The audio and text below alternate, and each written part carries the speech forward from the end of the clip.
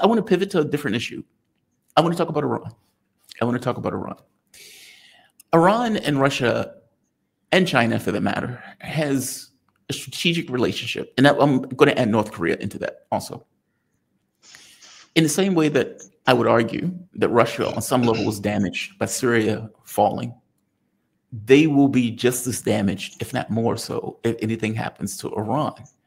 Now, I understand that these are different countries, fair enough. Each one has their own strategic interests. Again, fair enough. Russia's in the middle of a war, and Putin can't be expected to be God-man, just be everywhere at once. Fair enough.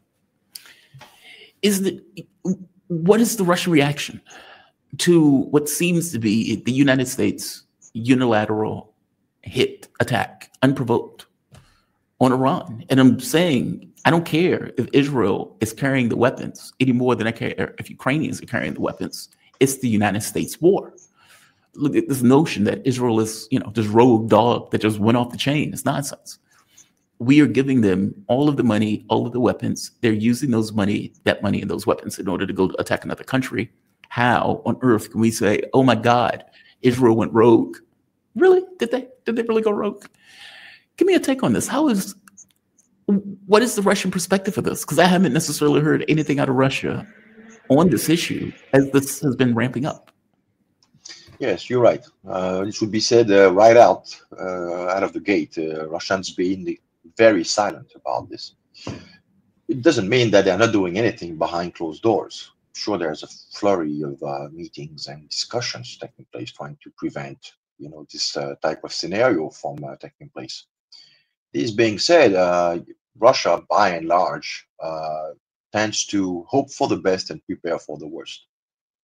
That's basically it. And they know they're not going to be able to prevent a unilateral strike of the Israelis, which will generate a robust reaction from Iran, which said reaction will involve dismantling or at least attacking all the US bases in the region, making the US de facto a party to the conflict. So nobody wants to, this is not something that anybody in the region and beyond, because think about the economic, impact that this conflict, if it happens, will have on the world economy. So it's not a matter of saying, this is just a regional issue. This could be World War III. And so nobody really knows what's going to happen. And I guess the Russian position on this is try to not make any statements which could be inflammatory or perceived as such. But, make contingency plans as much as possible. What does that mean, contingency plans? I mean, because from my take on this would be chaos. And for the point of view of saying, well, nobody wants... It would be a free-for-all. Really? It would be a free-for-all, to be sure. It's going to be a free-for-all. This is the final drop. If this thing with Iran goes on, this is... we're going to open the gates of hell, literally. And so in that particular context, then anything is possible. I mean, everybody's going to be running out for the exits, trying to preserve what can be preserved, because the chain reaction is going to be of such magnitude that no one will be left unscathed, to be sure. But no one else is saying anything. That's the part that's blowing my mind. Because there's this sense that rational minds will prevail, and these things. Why do they think that? These are not rational. Why do they think that? Well, especially in Tel Aviv, they're not rational. Yes, you're right. At all. There's been a context of events over the course of the last, 20 years. Iraq, Afghanistan, Libya, Syria, etc., all the way up to the point of Iran. And if over the last 20 years, you've seen one government attack, topple, fall, attack after the other. Yes. Yeah. Then why do they think? And I've had people on the show who said the exact same thing. Well, I mean, I just can't believe that they do that.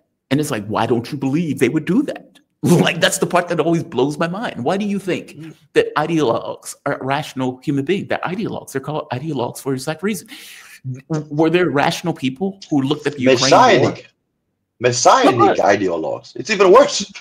Yeah, they're even worse, right? These are religious maniacs.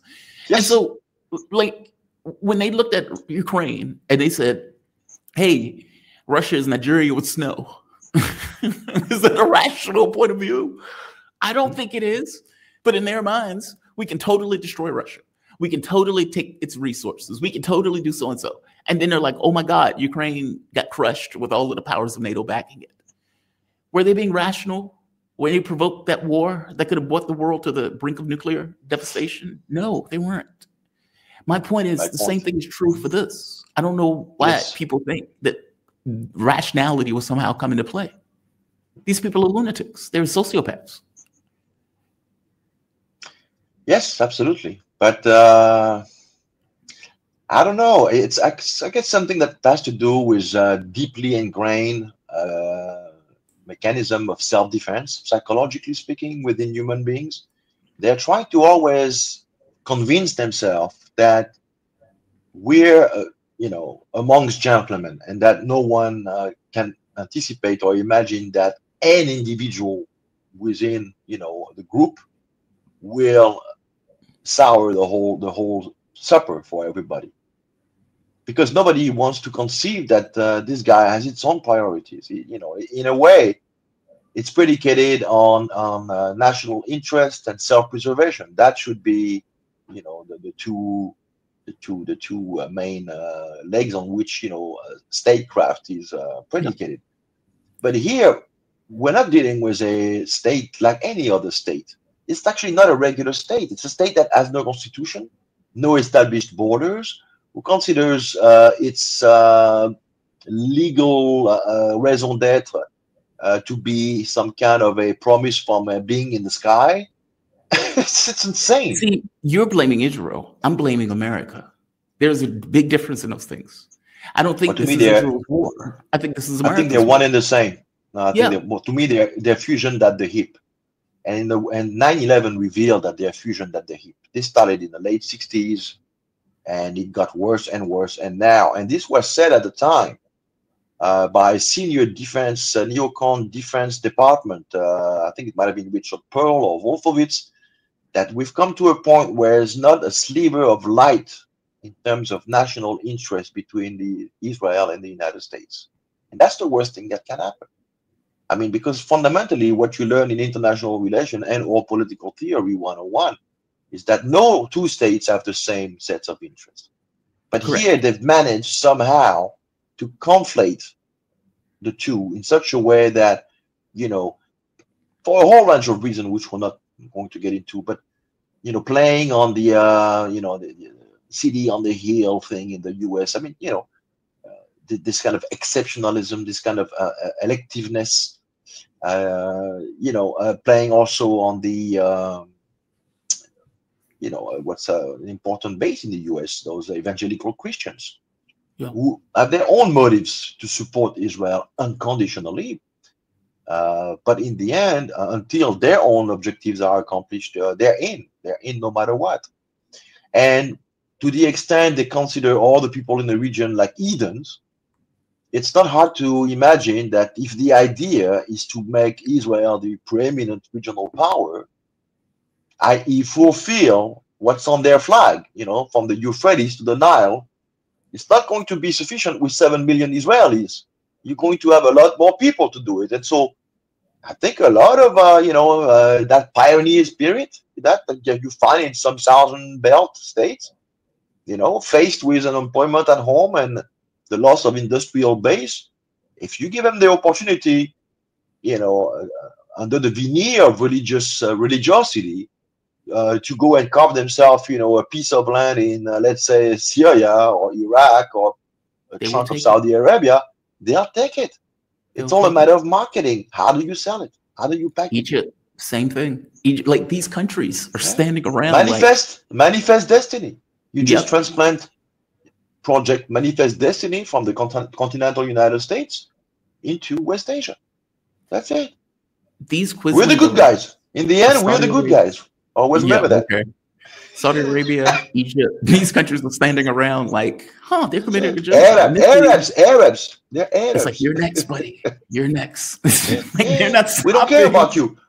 Yeah, without you waking up one day, and luckily finding some gas and or petroleum under, your butt. What have you done in that country of yours? Nothing. We are, we bring technology, we bring modernity, we bring civilization. This is how those guys think. I'm curious, has Russia been hardening Iran for this? Iran has been preparing for this war for 20 years. I've talked to Morandi. Morandi was like, we've been preparing for the United States for 20 years. And if we need to take our respect at the barrel of a gun, then we need to take our respect at the barrel of a gun. That's the way they seem to look at it. Sovereignty is not up for grabs. I know that Iran and Russia has a security partnership, not in the sense of one comes to the other's aid, not like North Korea, but definitely a strategic partnership. Exactly, strategic partnership. Thank you. Yes. But that partnership does not imply that Russia would send its armed forces to defend Iran. Right. Let's be clear about this. Right. So, whereas North Korea, it has its own concerns. Yes. Yeah. Well, because it's a great power. So a great power has to somewhat refrain from getting intertwined in local, regional issues if they want to have later on the possibility to mediate as between parties from a equidistant point of view, I guess, or take on the matter. So which makes sense. I mean, it makes perfect sense. But kind of you have a strategy. Well, the thing is, you have a strategic. If you have a strategic partner with a country like Iran, and somehow the perception, because it's all about perception, and this is something the Russian, in my humble opinion, need to really work on, is to understand the perception abroad. If they're not doing the bare minimum to preserve relationship with countries who also value sovereignty, independence, and building ties, whether it's through trade or cultural exchanges or what have you, is that if you keep somehow stepping right off the precipice every time it looks as if it's going that way, you're not going to be left with a lot of friends. You're going to be finding yourself surrounded sooner or later. Yes. And everybody else who might have been supportive and enthusiastic about, that vision of the world of tomorrow that you are offering, they're going to be somehow feeling reticent to, put all their eggs in your basket, because they're going to be like, look what happened to X, Once upon a time, X was one of our boys, and nobody came to its rescue. Does Russia understand that part of the rationale of going after Iran is to get rid of a regional supporter of Russia? The United States is perfectly aware that the Dronium-2 drones or Garin-2 drones, or whatever those things were coming from Iran, that damaged us in pursuit of our objectives in Ukraine, because those things were just phenomenal piece of technology that just killed so many Ukrainians, meaning it damaged our ability to accomplish our objectives in the war with Ukraine. We know that. We're not going to forget that. And part of taking Iran off the playing field is to isolate Russia that much more so. Does Russia get that? I mean, it has to know that. Well, it depends who you talk to, but there are some opinions, especially at the state, the level of government workers. Everybody is not going to voice out those opinions. Everybody wants to basically lay low and just go about their business. So you are invited to keep your opinions to yourself. This is what happens when you don't have an ideology per se, a militant ideology. You gotta be, Carl Schmitt used to say that, naming the enemy is indispensable if you want to win any conflict. If you somehow assuming that the US is a neutral, impartial partner to help you broker peace with Ukraine, when in fact they've been the main engineer of everything that you've been dealing with the last 10 years, what does that project as an image to other countries? Is that you're not even willing to somehow offend your Western partners? who have no care about you.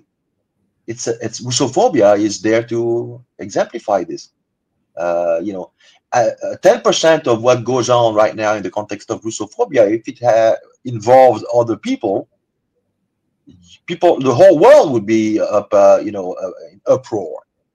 But Russia somehow, it's okay. Well, it's just the Russians, So this gives you an idea of how, Western elite think about Russia. They don't care. Russia right now, they're somewhat putting water in their wine because they understand that, they're checkmate right now. They are being checkmate. Yeah. So they'll bid their time. They'll show themselves patience, and in a few years down the road, they'll try again to the extent the situation has evolved to a place where they can try it again. They will try it again. Why do I feel like I'm more of a hard ass on this than what's coming out of the Kremlin right now? And I live here. I know how we think.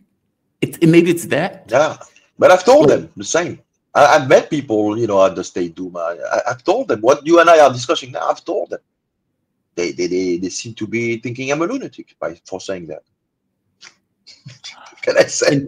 In fact, at the first opportunity, mark my words, I may be dead in the ground. At the first opportunity, if we get the chance to take advantage of Russia, we will.